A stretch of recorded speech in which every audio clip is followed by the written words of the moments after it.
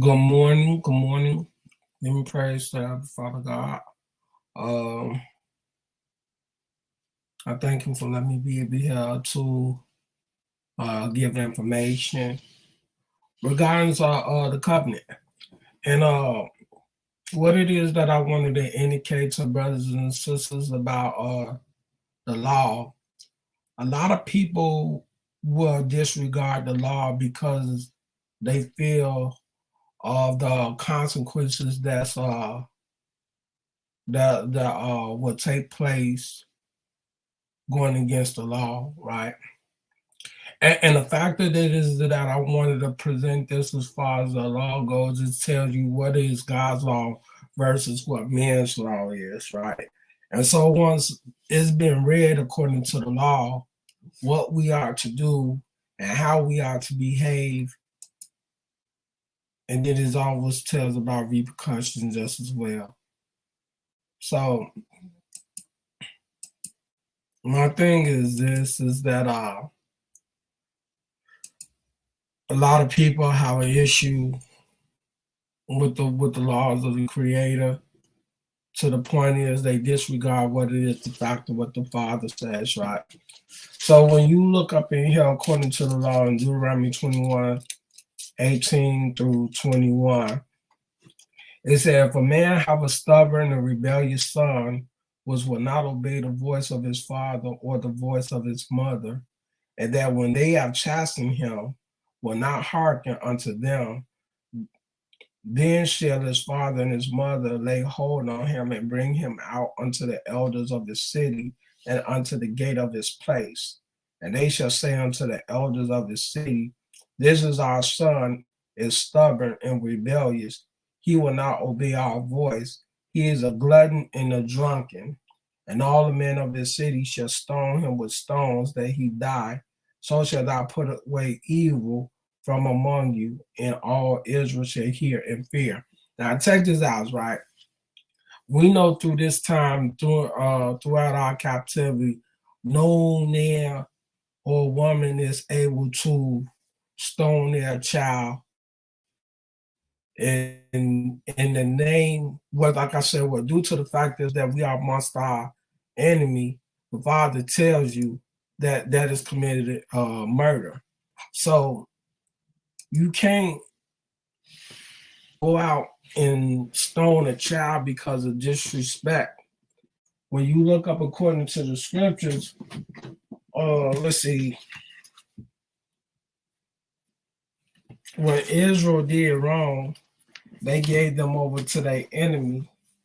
And let me see in Judges 13.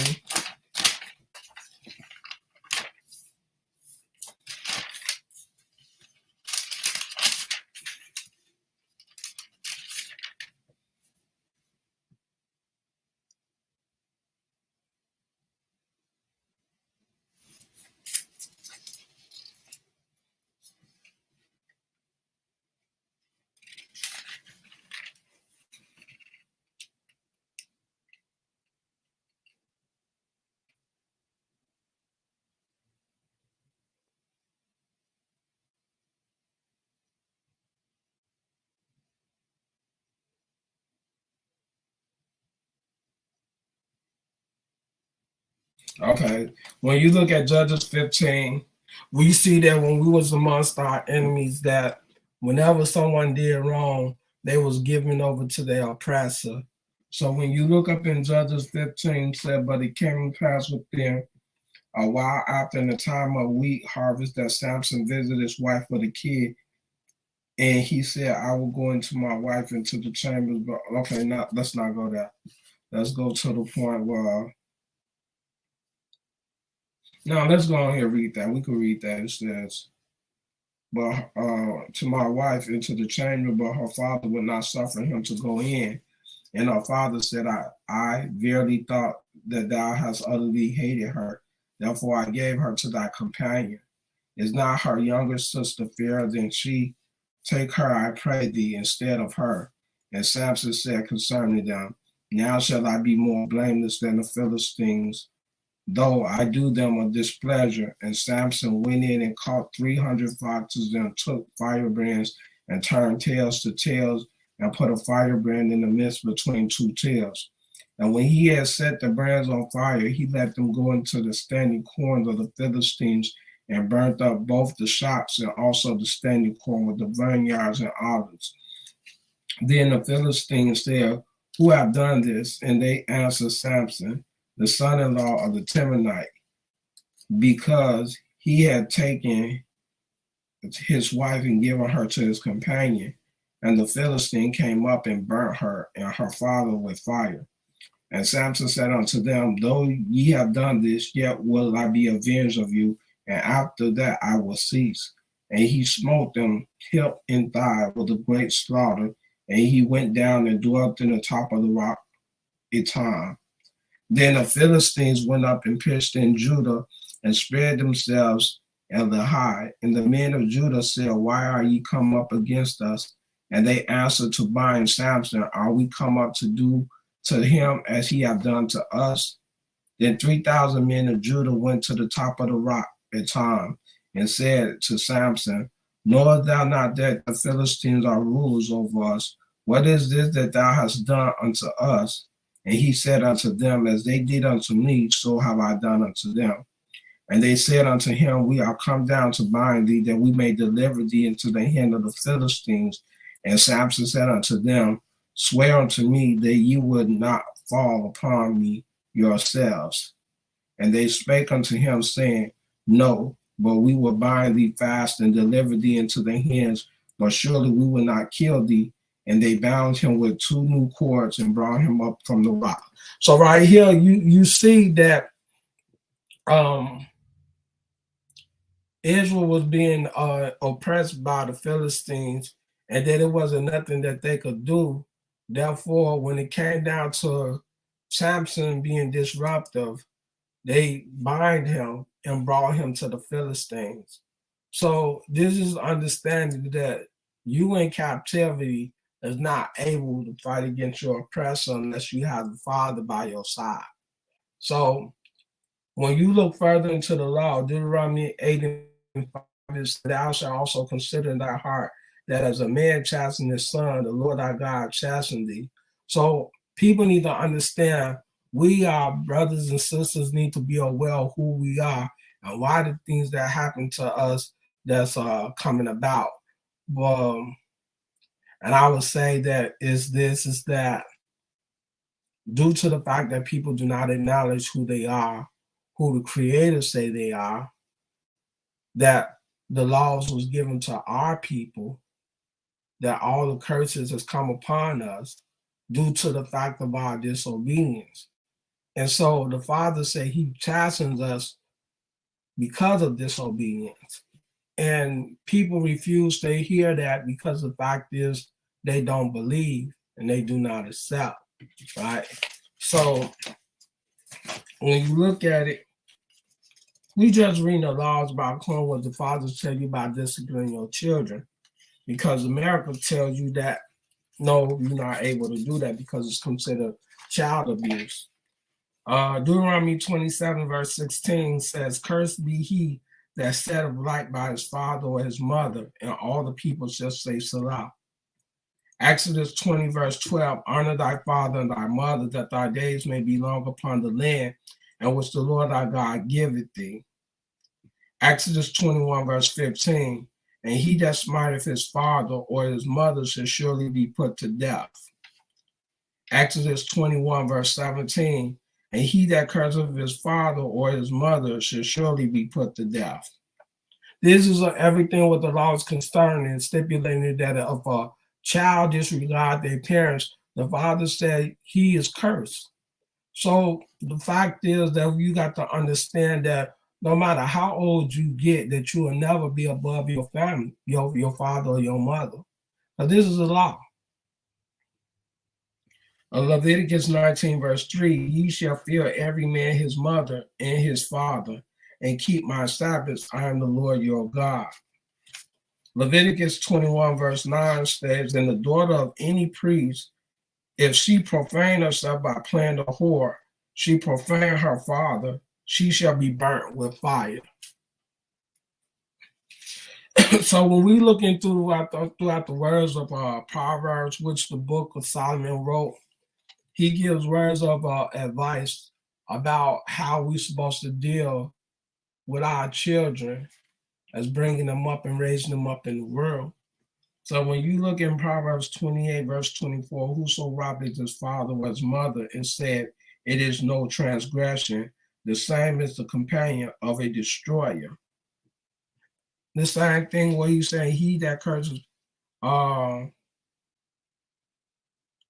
cursed be he that saith right by his father or his mother, and all the people shall say Salah. So the thing is, you got to understand, no matter what it is that your father or your mother do, they have to be judged by the Father, by the Creator. It's not your responsibility to take initiative to call yourself trying to retaliate against your parents. And see, a lot of people have a lot of heartfelt moments due to the fact is about how they was raised and how they was treated by their parents, that they take it as a holding a grudge. And the law says in Leviticus 19, verse 18, thou shalt not avenge or bear any grudge against thy neighbor. So no matter what it is that our people do, they have to be judged by the Father.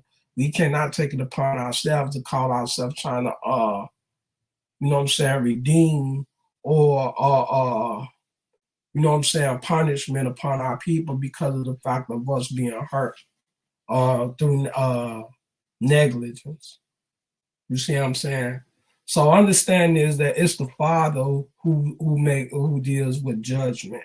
It's the Father who punishes because of disobedience. And when people disregard their parents, right? The Father said he placed a curse on you just as well. So you got to understand, no matter how it is that you was raised, how ignorant of the knowledge that was given to us as a people, as a nation, that we still can't hold that against them. You know what I'm saying? We got to let the Father be the judge and let him dictate that. Right?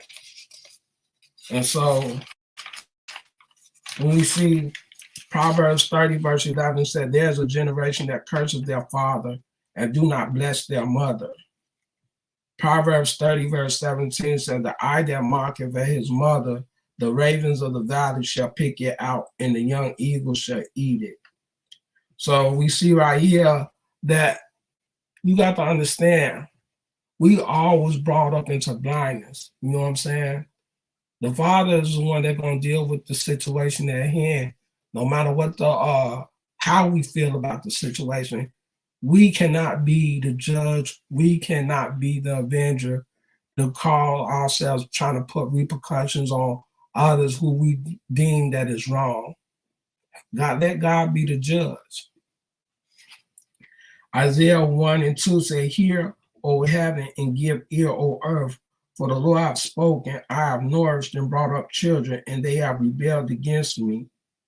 And this is talking about us as a nation of people who God chose, that he said in Exodus 4 and 22 that we were supposed to be his children, because he chose us to be his people. And our people still disregard the law unto this day.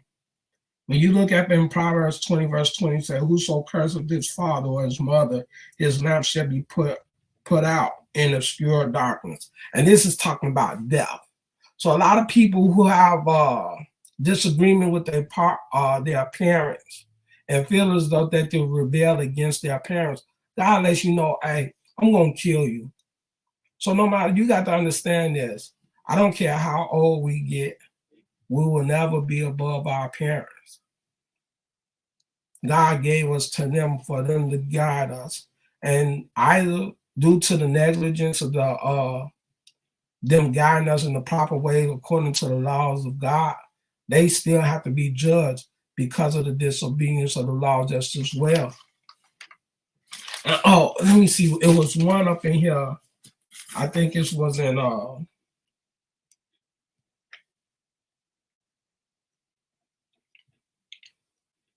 let me see. It's either Psalms 19. Look at Psalms 19.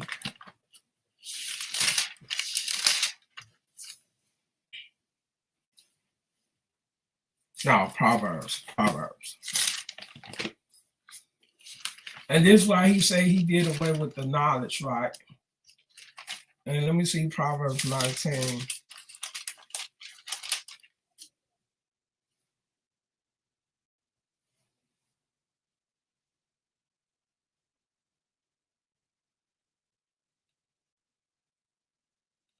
I'll be right back. Don't go nowhere.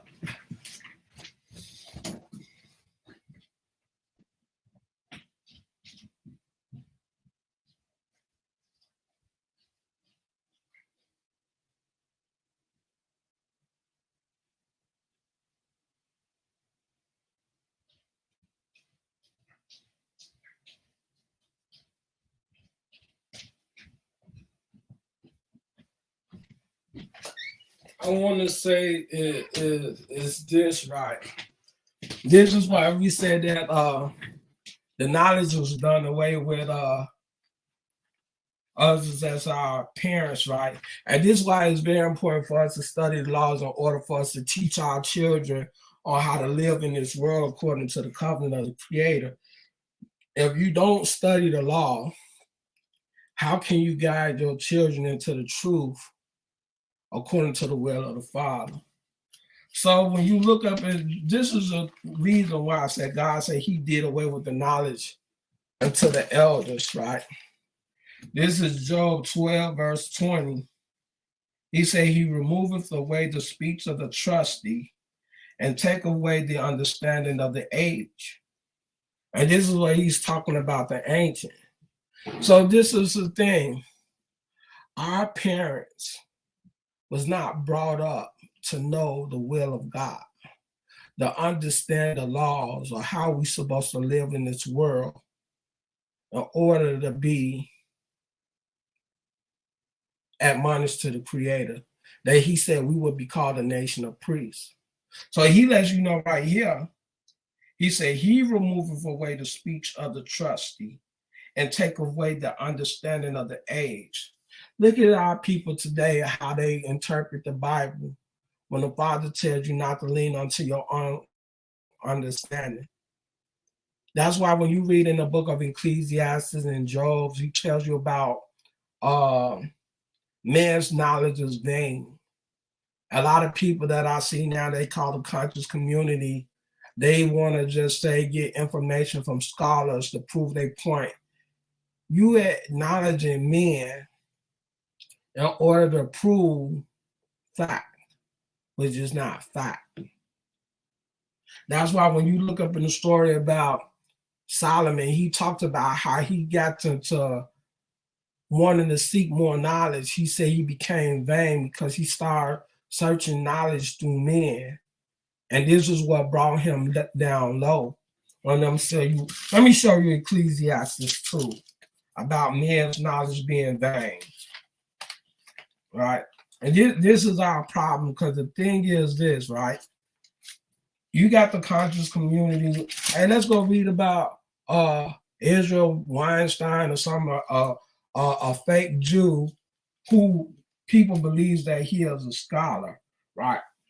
Now check this about what the Father says, why he did away with the knowledge, right? What I just read in Job 12 and 20. He said, I said in my heart, go to now, I will prove thee with mirth, therefore enjoy pleasure, and behold, this is also vanity. I said of laughter, it is mad, and of mirth. What doeth it? I sought in my heart to give myself unto wine, yet acquainting my heart with wisdom, and to lay hold on folly, till I might see what was that good for the sons of men, which they should do under the heaven all the days of their life. I made me great works. I builded me houses. I planted me vineyards. I made me gardens and orchards, and I planted trees in them of all kinds of fruits. Now listen to what Solomon is saying about not wisdom that sells folly, right? He said, I made me pools of water to water wherewith the wood that bringeth forth tree. I got me servants and maidens, and had servants born in my house. Also I had a great possession of great and small cattle above all that were in Jerusalem before me. I gathered me all silver and gold and a peculiar treasure of kings and other provinces. And I got me men singers and women singers and the delight of the sons of men as musical instruments and that of all sorts. So I was great and increased more than all that were before me in Jerusalem. Also my wisdom remained with me, and whatsoever my eyes desire, I kept not from them. And so this is where he talks about how, Shalom, how you doing, Brother David? Right? And basically what we talk what we talking about, the wisdom that come from men, God said his name. You see what I'm saying? People take it upon themselves that man's word can be fact, and God says, Jeremiah 17:5, cursed be to men that trust in men and make flesh his arm and whose whole heart depart from the Lord. So the thing is this, according to the laws of the Lord, we are to acknowledge the laws of God, to follow him and him only, right? And then right here, I want to come back to this. This is about men and women who seek knowledge through men and not through the creator. And he said, whatsoever my eyes desire, I kept not from them, right? I withheld not my heart from any joy, for my heart rejoiced in all my labor. And this was my portion of all my labor. Then I looked on all the works that my hands had wrought, and on the labor that I had labored to do. And behold, all was vanity and vexation of spirit. And there was no profit under the sun. And I turned myself to behold. Now, listen to what he said. He said, and I turned myself to behold wisdom and madness and folly. For what can the man do that cometh after the king, even that which have been already done? Then I saw that wisdom instead of folly, as far as light instead of darkness. The wise man's eye are in his head, but the fool's walketh in darkness.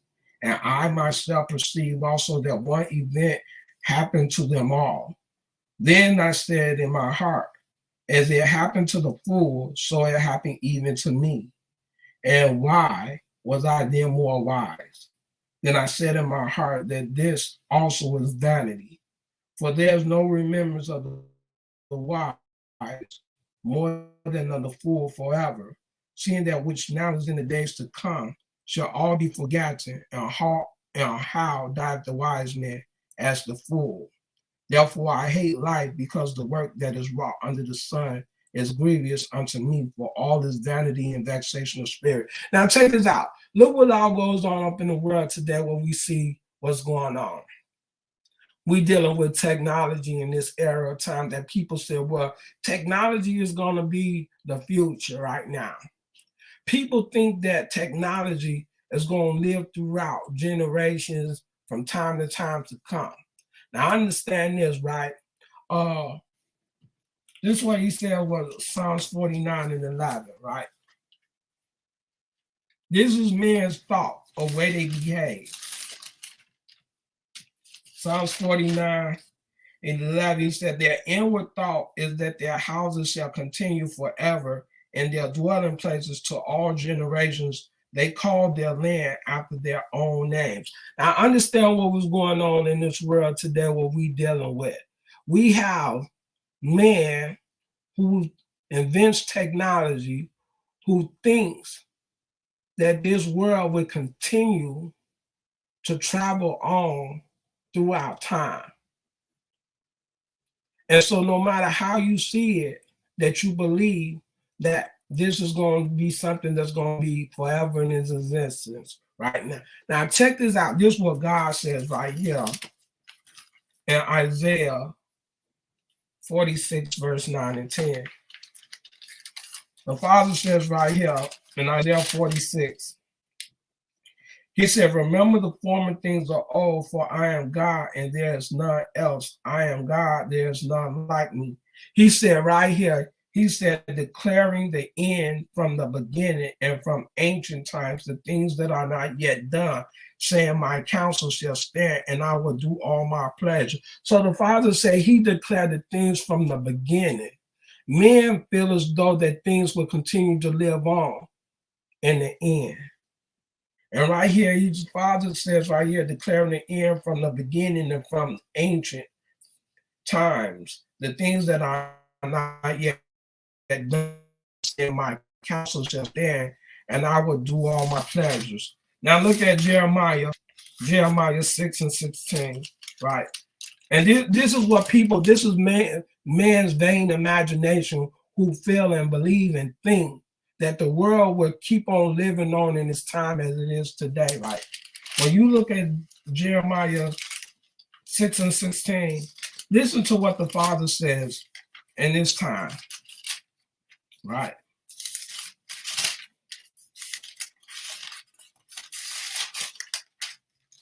He said, thus saith the Lord, stand ye in the ways and see, and ask for the old paths, where is the good way, and walk therein, and ye shall find rest for your souls. But they said, we will not walk therein. So the thing is, people disregard the words of the Creator due to the fact is like, we living in a time of technology now, where people believe and feel that this time is going to always continue, is going to be forever, even when we gone. Now the Father's bringing judgment in the world. So the fact is that we as a people in this world have to pay for our sins for the disobedience and disregarding the laws of God.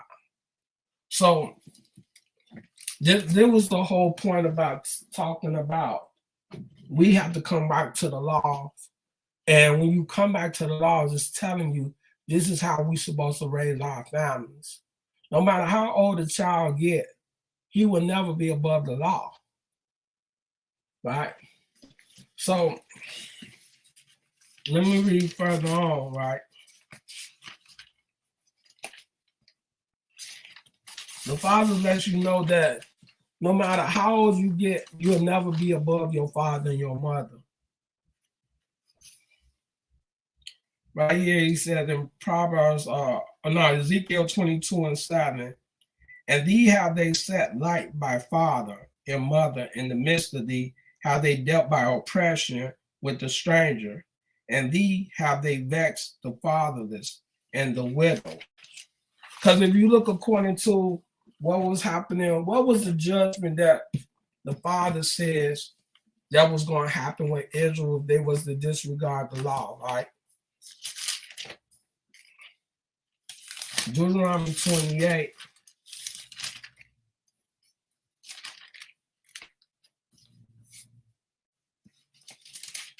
Right? In verse, what we will go right here. He says, so that the man that is tender among you and very delicate, his eye shall be evil toward his brother and toward the wife of his bosom and toward the remnant of his children, which he shall leave. So this was a curse that was placed upon Israel due to the disregarding of the covenant. Now, when you see the curse that was placed on Israel, look what he said in Isaiah 3, where he talks about the prince rising up against the ancient, right? And this is what's going on today, right? Isaiah 3 and 5 is said, and the people shall be oppressed, everyone by another, and everyone by his neighbor. The child shall behave himself proudly against the ancient, and the base against the honorable. You have a child that speaks against their parents, that disregard any order or command that is given to them about a parent to listen. And this is what we're dealing with today. So in order for us to get back right with God, in order for the curses to be taken away, you got to come back to the law.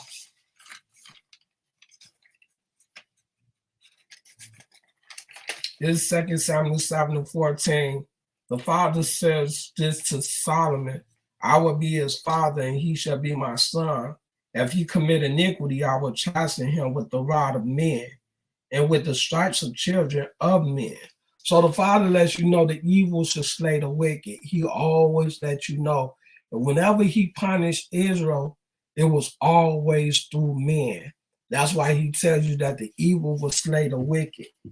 Psalms 89, verse 32, this is the covenant that he made with David. He said, then will I visit their transgression with the rod and their iniquity with stripes. Proverbs 3 and 11, my son, despise not the chastening of the Lord, neither be weary of his correction. So the Father punishes us. He chastens us in order that we may turn back into the laws and be obedient to his commandments.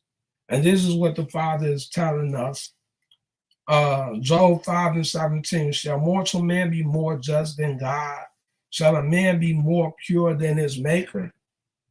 How righteous can a man claim to be pure than the Father and not know the law and live according to the law? This is a whole factor right here what we're dealing with. And Proverbs 13, verse 24, he that spareth his rod hateth his son, but he that loveth him chasteneth him betimes. Proverbs 3 and 12, for whom the Lord loveth, he corrected, even the Father, the Son, in whom he delighted. So the Father said he correct those that he loved. He punished us because he loved us, and he wants us to come back and be obedient to the laws in order that we may go home. Proverbs 19 and 18, chasten thy son while there is hope, and let not thy soul spare for his crime. No matter how much a child cry, he lets you know. You know what I'm saying? Whoop his ass. You see what I'm saying? This is us as a people. Again, I said thank you, shalom to Brother David Solomon Hadera. Welcome to the channel. And I appreciate it. And basically this video is to tell us about the dealing with our families, how we supposed to deal with your children, right?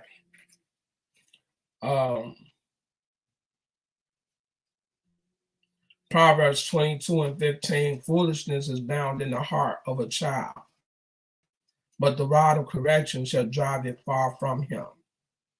You have to discipline your child, right? Proverbs 23 and 13, will hold correction from the child, for if thou beatest him with the rod, he shall not die. When you whoop a kid, don't show no sympathy to the point is that you feel have regrets, to the point is that you feel sorry for the things that you've done. Because if that child was wrong for what he did, he's supposed to be being disciplined, right? Proverbs 29 and 17, correct thy son, he shall give thee rest, and he shall give delight unto thy soul. Isaiah 1 verse 5 says, why should ye be stricken any more? Ye will revolt more and more. The whole head is sick and the whole heart is faint. So no matter how much you discipline your child, they will still continue to fight against you. Jeremiah 5 verse 3 said, O Lord, are not thy eyes upon the truth? Thou hast stricken them, but they have not grieved. Thou hast consumed them, but they have refused to receive correction. They have made their face hard. Right. Look at Jeremiah 31 verse 18. I have surely heard Ephraim bemoaning himself. Thus thou hast chastised me, and I was chastised as a bullock, unaccustomed to the yoke. Turn thou me, and I shall be turned, for thou art the Lord of my God. The Father studied asking Israel to turn back to him and be obedient to his laws. Ezekiel 24 and 13 says, in thy filthiness is lewdness, because I have purged thee, and thou was not purged. Thou shalt not be purged from thy filthiness anymore, till I have caused my fury to rest upon thee. And this is like when you look up in Ezekiel 20, the Father talks about purging Israel in the wilderness, and only the righteous is going to live within the land that he's going to give back to our people. And this is how we know that it's us that's being punished, that people talk about the fake Jews and claim that they are the people, Because see, they haven't suffered the consequences of what we've been through, or what us been killing in the streets, and what Ezekiel 11:6, Lamentations 4:18. They haven't witnessed our people being killed. And the people that killed our people is not suffering the repercussions for the murder of our people. When you look in Amos 3:2, it says, "You only have I known of all the families of the earth. Therefore, I will punish you for all your iniquities."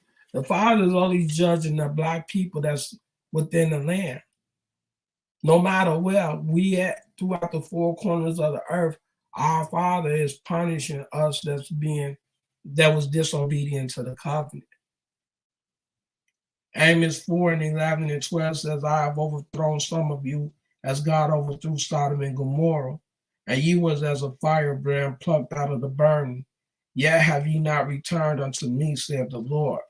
Therefore thus will I do unto thee, O Israel, and because I will do this unto thee, prepare to meet thy God, O Israel." Now he gives you warning that you lit your asses out.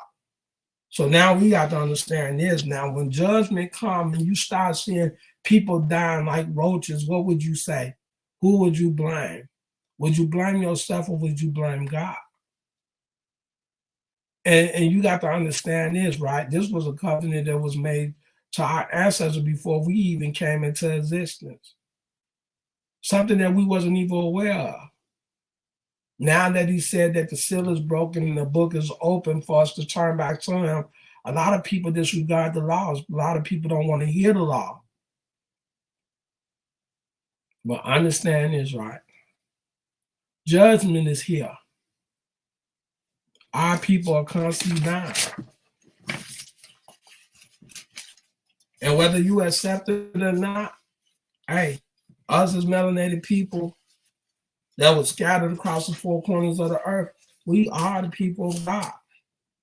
Now, I want to read what America says by disregarding the laws, but the Father told us to chastise our children when they do wrong. This is Congress.gov, and this talks about the bill that was passed up in 1984. It's called the HR 1904 Child Abuse Amendment, right? Now listen to how men goes against the laws of God, right? Right here, it says the HR 1904 Child Abuse Amendment of 1984. He said Child Abuse Amendment of 1984, Title I, Amendment to Child Abuse Prevention and Treatment Act, Part 8, Program Improvement, amends the Child Abuse Prevention and Treatment Act. The actual purpose of this title to direct the Secretary of Health and Human Service through the National Center on Child Abuse and Neglect to include in the study and investigation of the national incidents of child abuse and neglect, a determination of what relationship may exist between non-payment of child support and child abuse and neglect, requiring that the studies finally be submitted with recommendations to administrative and legislative changes to the Congress within 2 years after the effective date of this act. Directs the Secretary through the Center and the consultation with the Advisory Board on Child Abuse and Neglect to annually prepare reports on efforts during the proceedings 2-year period to coordinate goals and activities or agencies or organizations with responsibilities for programs and activities related to child abuse and neglect. Requires that such report be submitted to the appropriate congressional committee by March 1st, 1985, and March 1st of each year thereafter. So now understand this, right? How can you go against your God when the law tells you in Deuteronomy 21:18-21, if a child is disobedient, that you're supposed to whoop their ass? You're supposed to chastise your child. But see, the thing is this, man is scared of men. The government that tells you disciplining your child can lead you up to possibility of jail time for disciplining your child. How is that possible? that a government could come and take your child away from you, put your child up for adoption, and say that that child was being abused. When the Father says right here, Deuteronomy 21:18-21, if a man have a stubborn and rebellious son, which will not obey the voice of his father or the voice of his mother, and that when they have chastened him, will not hearken unto them, then shall his father and his mother lay hold on him and bring him out upon to the elders of his city and unto the gates of his place. And they shall say unto the elders of his city, this our son is stubborn and rebellious. He will not obey our voice. He is a glutton and a drunkard. And all the men of his city shall stone him with stones that he die. So shalt thou put evil away from among you, and all Israel shall hear and fear. So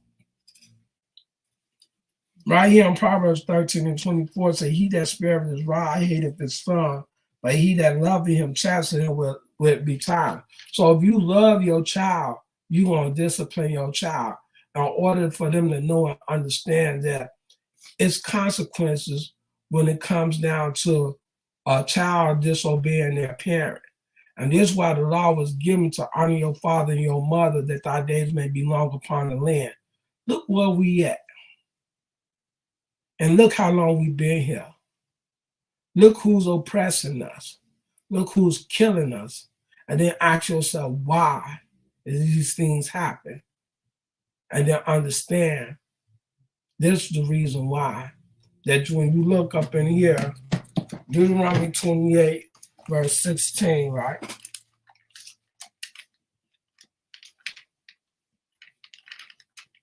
This is Deuteronomy 28:16.